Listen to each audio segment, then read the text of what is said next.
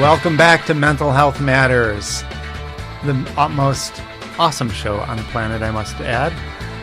And we've got an incredible special guest who I'm hoping will be our regular special guest from now on.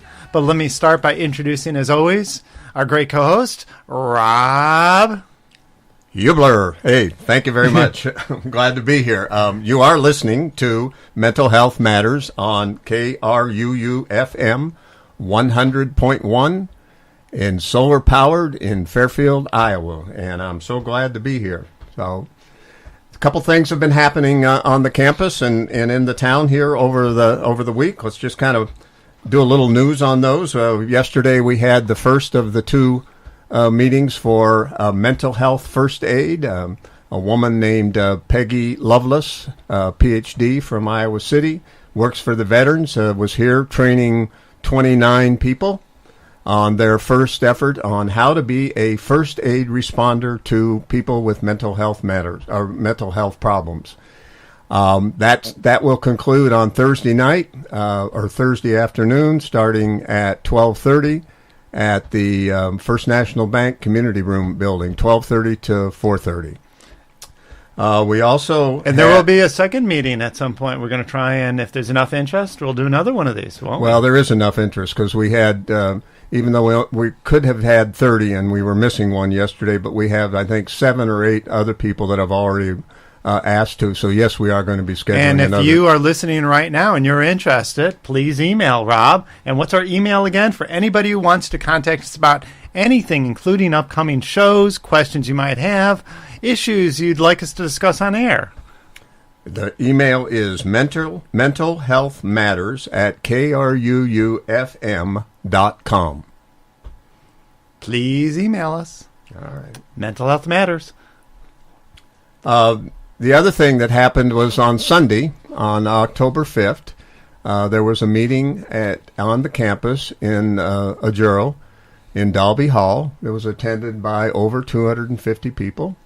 It was a meeting that was initially set up by people on the campus, and there were 5 speakers, and one of those speakers, one of those speakers isn't with us right now. Well, I am with you. Yeah, that's right. One of our speakers is with us, and Scott was a speaker. And I seem to speak a lot, apparently. All right. It was a really good meeting. It was a great initiative. The thrust of it was how mental health should be dealt with, both by TM movement people and also by everyone in terms of how you look at mental health as opposed to looking at physical health. And it really was, a lot was accomplished. There's a long road to go, but let's turn it over. I want to hear the opinion of not me on the stage. I'll pipe in as we go along, but our special guest, who, like I said, is the ultimate special guest, Ken Daley, today. So, Rob, why don't you introduce Ken, and then I want to hear Ken's opinion of what happened, because Ken was there, of course. Ken is the department head of the exercise and sports science out at MUM. He is also the chair of the Blue Zone Committee for Fairfield. It's actually Jefferson County, isn't it? It's actually Fairfield. It is Fairfield, okay. So we're really happy to have you here today, Ken. And Ken addresses wellness issues both on and off campus in a variety of perspectives that we're hoping to have as a series of talks with Ken regarding exercise, diet, meditation, sleep, and a variety of things to really what we're talking about, the core here of how do you become centered and have your life actually work for you. How would you describe it, Ken? Well, it's an interesting thing. You know, I was driving over and I was thinking about wellness for just a minute. And if somebody came up to you tomorrow and said, "How you feeling, Scott?" I'd say okay. But when you got to the answer to Rob, when asked the same question, "How you feeling today?" Well, I'm not feeling well today, as a matter of fact, Ken. Okay, so both of you to be able to come up to that statement of "How are you feeling today?" Yeah, that's the essence of wellness. Okay. Oh, interesting. That's the essence of wellness, because for you to come to your conclusion, Rob, you to come to your conclusion, and me to come to my conclusion, is a different process. We internalize, we listen to ourselves, and we throw something out. Now, oftentimes when we actually ask that question, we don't give a rat's whatever of what the answer is. Right. You know, we're just being polite. But when you really are being authentic and you ask somebody and they give you an authentic answer, you throw back on yourself and you listen. You listen real hard. And it's a summative statement. I think that's a fascinating way you describe that. My wife's from Australia, and she'll often talk about if somebody asked her, "So, how you doing today? What's up?" She'll think that she's supposed to say, "Yeah, so here's what I'm doing," and like they actually want to know. And I think it's a cultural thing, often in the States, where it's like a throw-out line, and we really don't care. But I also think it's true for ourselves that we're not really in touch with our own wellness. And to me, that is a great way of doing a checkup on a person. And if you've got a relationship with a person, as a friend, where when you have that throw that question, they actually do listen. And because you then listen to what their response are, and if you give them over time feedback, all of a sudden when people come up to me and I ask them how they're doing, a lot of them that I interact with on a regular basis, they kind of look at me and say, "Okay, you're ready to hear something." You know, do you really want to hear something? Oh yeah. Well, or like Rob said, he wasn't. They do know, because I've interacted with them over time, that I do want to hear what's going down. Yeah, right. It's not a throwaway. No, my father always used to say when somebody'd say to him, "How you feeling?" or "How are you today?" he'd say, "Do you have 2 hours?" Right. Yeah, right. Now, that was in a sense, that was his throwaway statement, Right. but it wasn't a complete throwaway, likely. No. He was saying, do you really want to hear? Absolutely. Because he wanted to express it, likely, of what was going down in his life. Right. And I think that this is, we're talking suicide prevention, and one of these things that this is a way of actually, if you have relationships with people, of checking in. Yeah. Yeah. And it's a wellness, it's a summative statement. So the answer to your question is, what do I think wellness is? It's the essence of that statement.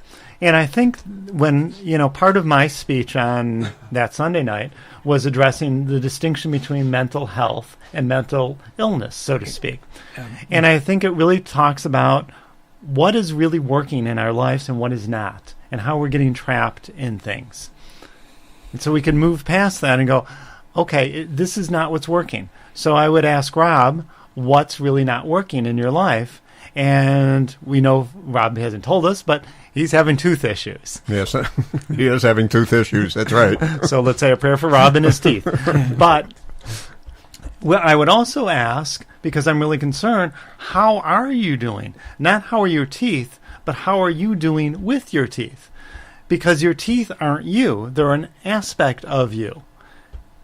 Right? So if you lost your teeth, you wouldn't cease to exist, and you wouldn't be diminished. You would just be gumming food more. So, about talk about that.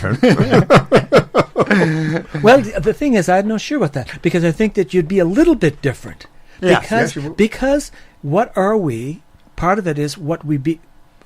Our behavior. It's what we are. Is what we distribute to the public. Our behavior. That's what we distribute. Absolutely. So every time something inside of me flips a little bit, like bad teeth today, I got a little bit of a thing in the back of my head that's kind of gnawing around today.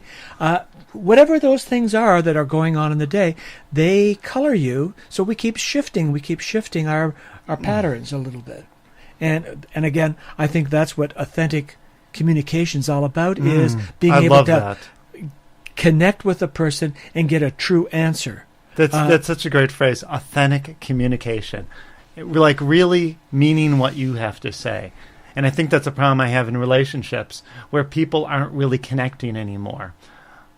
I talk about relationships, and you'll hear me, and I'm going to give a long talk about couples issues, but about people connecting or disconnecting and coordinating their lives, and how they're actually, their lives not only have getting up at the same time, going to sleep at the same time, but having a similar vision of the world. But allowing the two to work together, so when I'm asking somebody, my partner or a friend, hey, how you doing? I really mean it. I want to know, and I want to make a difference. Doesn't mean I have to take on their stuff. Theirs is theirs, mine is mine.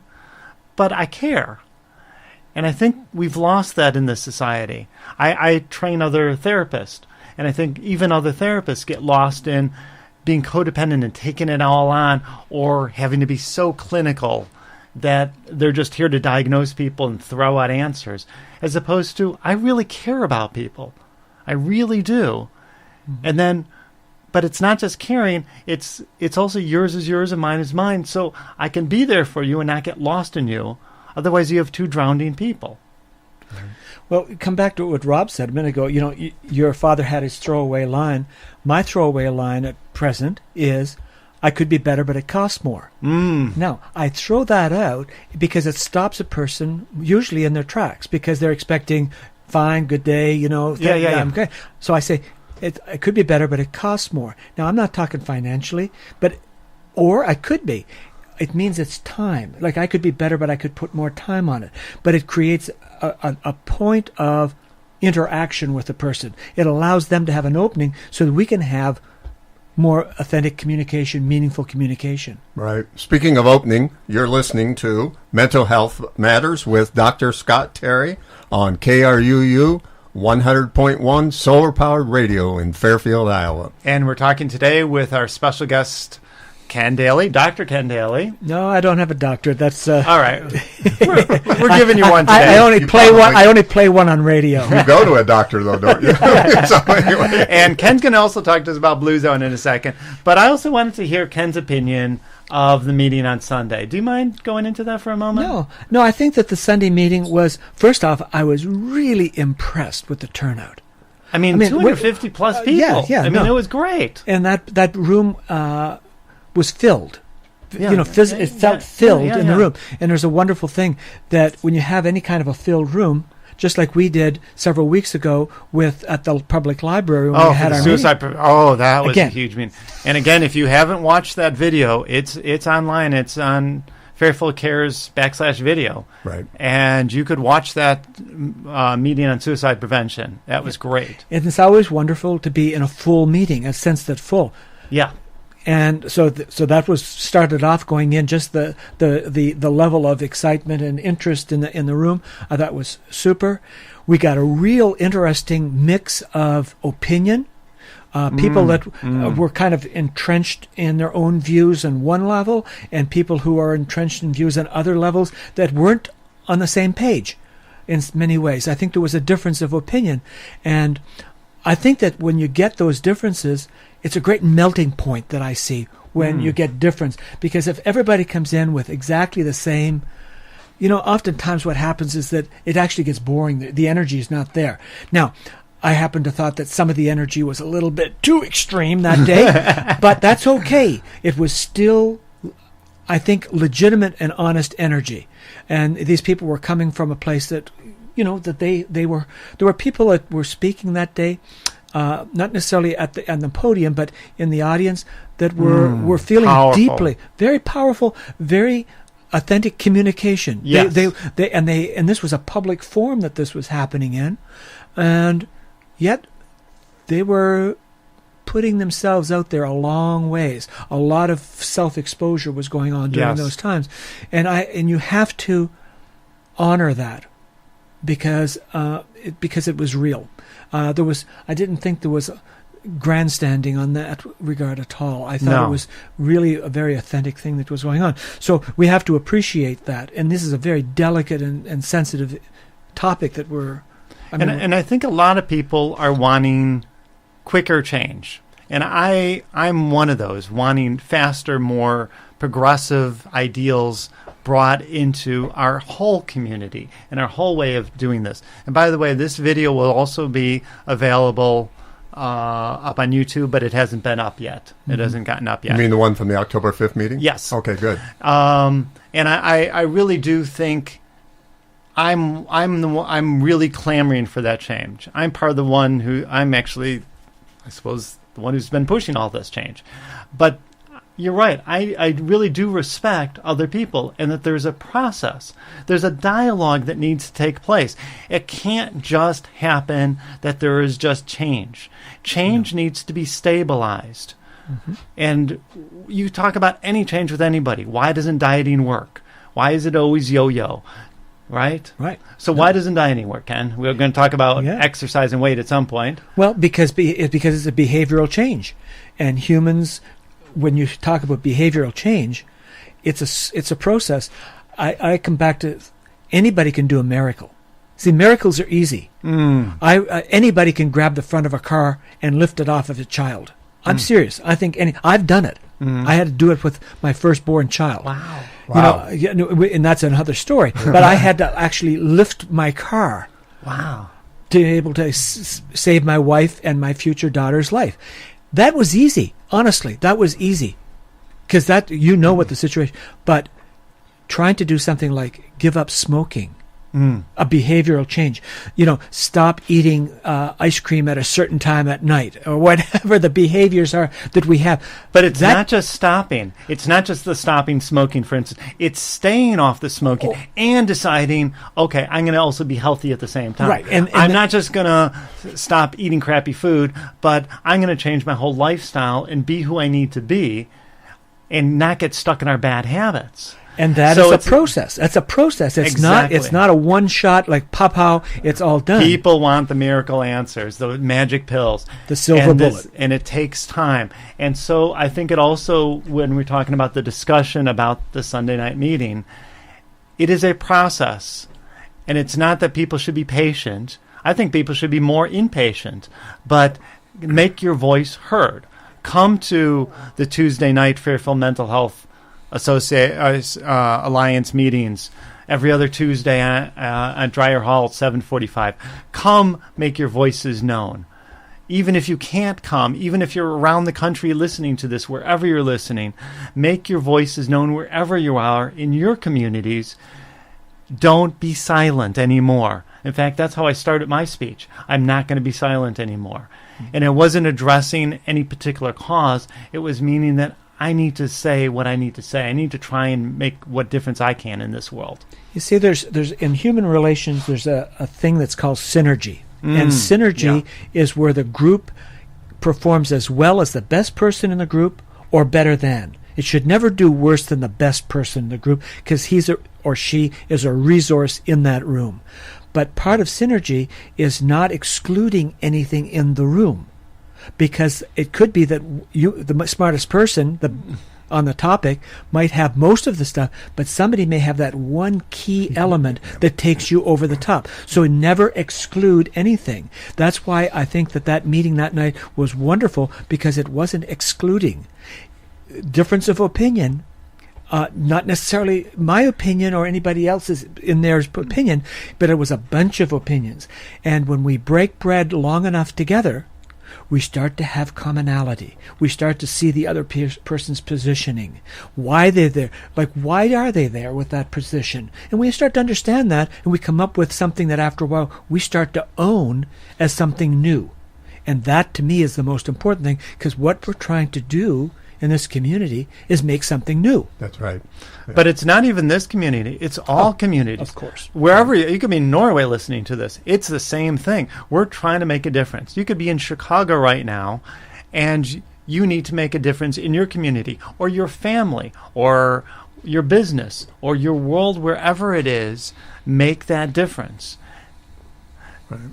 Oh, I was just going to say, let's move on to the Blue Zone Project for Fairfield. And you're listening to Mental Health Matters with Dr. Scott Terry on KRUU 100.1 FM, solar-powered radio. And that's, again, our email, mentalhealthmatters@kruufm.com. Yes. Email us today. Ken, tell us about the Blue Zone Project in Fairfield. Well, Blue Zone is part of a project that is statewide. At this point in time, Wellmark is Blue Cross Blue Shield. Wellmark is the. Is it only in the state? The Blue Zone major thrust at present is happening in Iowa. It's also happened in Wisconsin. There's Texas is coming on board apparently. Some of the beach communities in California have had a go at it. So it's a work in progress. If you're listening to it in Chicago, where I'm from. And they want to get something going there, could they actually create something? They could. See, now Blue Zone itself There's a kind of a national organization that's in charge of Blue Zone. So they have the rights to that product. Okay. So that exists, and so you'd have to contact that particular organization. So explain again what Blue Zone is, because even if it doesn't exist there, the concepts are still utilizable everywhere. Absolutely. I mean, the origin of Blue Zone came out of National Geographic, some work that they did back in the mid-2000s. Wow. And Dan Buettner was a fellow's name that was involved with as one of the research fellows with explorers, I guess they refer to them as, with National Geographic. And he'd done several different things. I think he was the first guy to actually bike all the way from top of North America all the way to South America. I think he was the first guy to do that. Serious. Wow. And so he went off in the early 2000s and looked around the world at where longevity was being displayed. And they found 5 communities, or they chose 5 communities where that was happening. And what they did is they looked at the behaviors of the population and found out what are the commonalities. What's happening in Okinawa, Japan, which was one of the communities, and Sardinia, or Loma Linda, California, the home of the Seventh-day Adventist Church, or the Nicoya Peninsula in Central America. What are the similarities? And they put these and they overlap these lists together, and eventually they found the most common things. And they've been synthesized down into what they call the Power 9. And the Power 9, and I'll tell you what they are, but eventually we might go into them at some point in time. But for now, number 1, and they're not in order, because you and I, as we talk about wellness and how are you today, that's a summative statement. It's like everything interacts together to create wellness. Yes, yes, I think of it as a package. It is. And that's how I describe it to all my clients, is that you don't just talk about exercise and then you're done as the magic bullet. It's exercise. Because you're exercising now, you're getting more energy, and it's going to fatigue you out at the end of the night, so you'll be able to sleep better. And because you're sleeping better, you're not going to wake up wanting carbs and eating bad food. And because you're eating healthier, you have the opportunity to connect to yourself a little bit better. Good. And so in that statement that you just made, a lot of the Power 9 is encapsulated in that. So one of them is move naturally. Around the world in these zones, people who are moving naturally, not, quote, exercising, but just moving naturally in their environments. The Nicoya Peninsula, they're subsistence farmers. So they're out all the time in their community, in the jungle, literally subsistence farming. So they're moving all the time. Okinawa, Japan, they're gardeners, but they're gardeners of a different level. Oh, yeah. They're super gardeners, but they all have gardens, and they're all out there and they don't have machines. They're out there physically doing the work. Sardinia, they're chasing or going up to their vines, their vineyards that are up in the cliffs. Up they go, back they go, up they go, back they go. So it's moving naturally. So that's one. But the exception, it would be Loma Linda, California, the Seventh-day Adventist Church. They've institutionalized walking. It's almost part of their religion at this point in time, because every night everybody goes on the street and walks, because they have such a grasp of wellness, actually fundamental in their religion. And it's also a way to connect to yourself as well while you're connecting to another. Exactly. Yeah. So moving naturally is one. Next one would be knowing your purpose. So when you get up in the morning, why do you get up? What's your purpose? So, Rob, what's your purpose? When you get up in the morning, what drives you to say, why don't I should stay in bed for the day, I mean, or because you've said you were retired how many times? 4th. I'm on my 4th retirement. Yes. But so for you to come out of retirement, you have to wake up some morning and say, hey, there's something meaningful to me. Absolutely, yes. And so knowing your purpose. By the way, that comes from logotherapy, Frankel's work, and something we can have a whole program on purpose in life. Absolutely. Something I've done quite a bit of research on. Yep. Another one is downshifting. People who in these communities know how to take a break, go on holiday.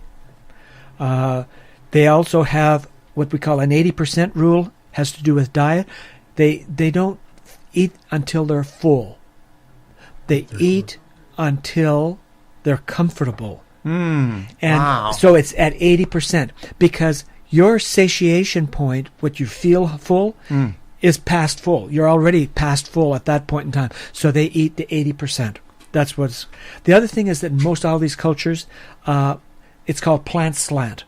They're not vegetarians. They're omnivores for the most part in all those communities, but they eat meat in particular in very small amounts, if at all. So it's mostly plant-based diet.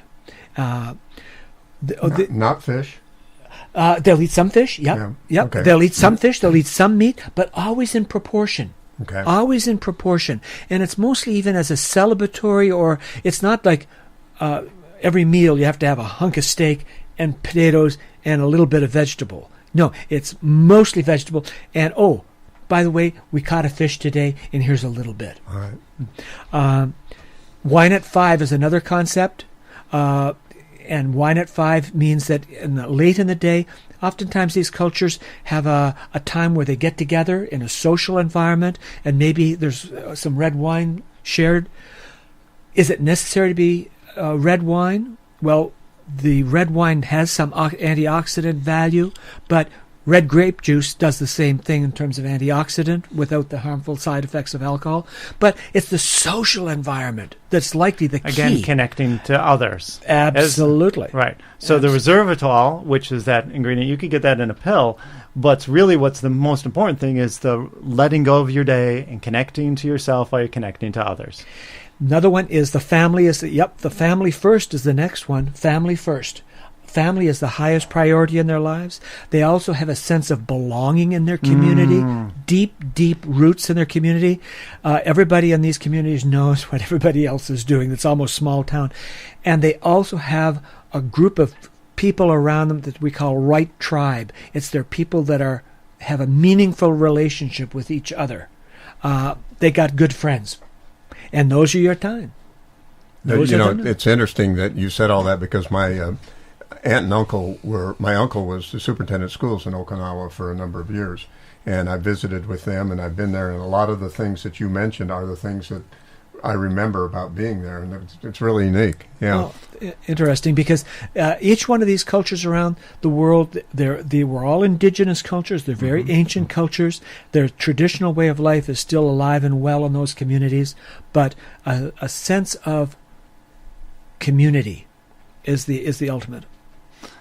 And this was Ken Daley. Thank you so much for coming on board today. And please do come back and let's go into in-depth on each one of these. Absolutely. That would be great. Yeah. Man, it was fantastic having you today. And this is, again, KRUU. Mental Health Matters on KRUU 100.1 Solar Power Radio in Fairfield, Iowa. The ultimate radio station with the ultimate show. That's the ultimate show. That's right. All right. Thank you, Ken. Thank you, Rob. And thank you, Scott. And we will see you next time with Craig Pearson, by the way, who will be on next week's show. Talk to you soon. Email us. Bye.